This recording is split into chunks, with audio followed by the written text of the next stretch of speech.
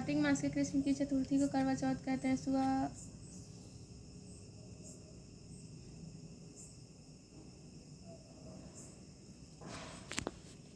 एक साहूकार था जिसके 7 बेटे और एक बेटी थी। सातों भाई व बहन एक साथ बैठे। एक दिन कार्तिक की चौथ का व्रत आया तो भाई ने बोला कि बहन आओ भोजन करें। बहन बोली कि आज करवा चौथ का व्रत है, चांद उगने पर ही खाऊंगी। तब भाइयों ने सोचा कि चांद उगने तक बहन भूखी रहेगी। तो एक भाई ने दिया, दूसरे भाई ने छलनी लेकर उसे ढका और नकली चांद दिखाकर बहन से कहने लगे कि चल चांद उग आया है, अर्घ दे ले।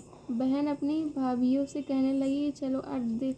तो भाभियाँ बोले तुम्हारा चांद उगा होगा, हमारा तो रात को उगेगा। बहन ने जब अकेले ही अर्घ दे दिया और खाने लगी तो पहले ही गिलास में बाल आ गया, दूसरे गिलास में कंकड़ आया और तीसरे गिलास मुंह की ओर किया तो उसके ससुराल से संदेशा आया कि इसका पति बहुत बीमार है, जल्दी भेजो। माँ ने तब लड़के को विदा किया और कहा कि रास्ते में जो भी मिले उसके पाँव लगना और जो कोई सुहाग का आशीष दे तो उसके पल्ले में गांठ लगाकर उसे कुछ रुपए देना। बहन जब भाइयों से विदा हुई तो रास्ते में जो भी मिला उसने यह आशीष दी कि तुम 7 भाइयों की बहन तुम्हारी भाई सुखी रहे और तुम उनका सुख देखो। सुहाग का आशीष किसी ने भी नहीं दिया। जब वह ससुराल पहुंची तो दरवाजे पर उसकी छोटी ननद खड़ी थी।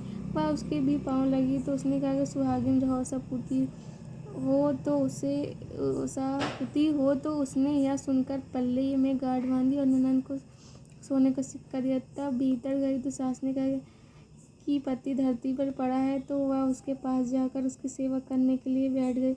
बाद में सास ने दासी के हाथ बची कुची रोटी भेज दी। इसी प्रकार के समय बीते मृगशिर की चौथ आई तो चौथ माता बोली करवा ले भाइयों की प्यारी करवा ले। लेकिन जब उसे चौथ माता नहीं दिखलाई दी तो वह बोली हे माता, आपने मुझे उजाड़ा तो आप ही मेरा उद्धार करोगी, आपको मेरा सुहाग देना पड़ेगा। तब उस चौथ माता ने बताया कि पौष की चौथ आएगी, वह मेरे से बड़ी है, उसे ये सब कहना, वही तुम्हारा सुहाग वापस देगी। पौष की चौथ आकर चली गई, माघ की चली गई, फागुन की चली गई, चैत्र वैशाख ज्येष्ठ आषाढ़ और श्रावण भादो की सभी चौथ आई और यही कहकर चली गई कि आगे वाली को कहना।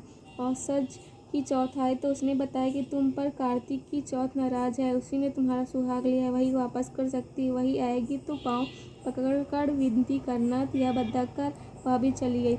जब कार्तिक की चौथ आई तो वह गुस्से में बोली भाइयों की प्यारी करवा ले, दिन में चांद उगानी करवा ले, व्रत खंडन करने वाली करवा ले, भूखी करवा ले। तो यह सुनकर वह चौथ माता को देख उसके पाँव पकड़कर गिड़गिड़ाने लगी, हे चौथ माता, मेरा सुहाग तुम्हारे हाथों में है, आप ही मुझे सुहागिन करें। तो माता बोली पापिन हत्यारिन, मेरे पाँव पकड़कर क्यों बैठ गई। तब वह बोली कि जो मुझसे भूल है उसे क्षमा कर दो, अब भूल नहीं करूँगी। तो चौथ माता ने प्रसन्न होकर आँखों से काजल, नाखूनों में से मेहंदी और टीके में से रोली लेकर छोटी उंगली से उसके आदमी पर छींटा दिया तो वह उठकर बैठ गया और बोला कि आज मैं बहुत सोया हुआ। बोली क्या सोए, मुझे तो 12 महीने हो गए, अब जाकर चौथ माता ने मेरा सुहाग लौटाया। तब उसने कहा कि जल्दी से माता का पूजन करो। जब चौथ की कहानी सुनो, करवा का पूजन किया तो प्रसाद खाकर दोनों पति पत्नी चौपड़ खेलने बैठ गए। नीचे से दासी आई, उसने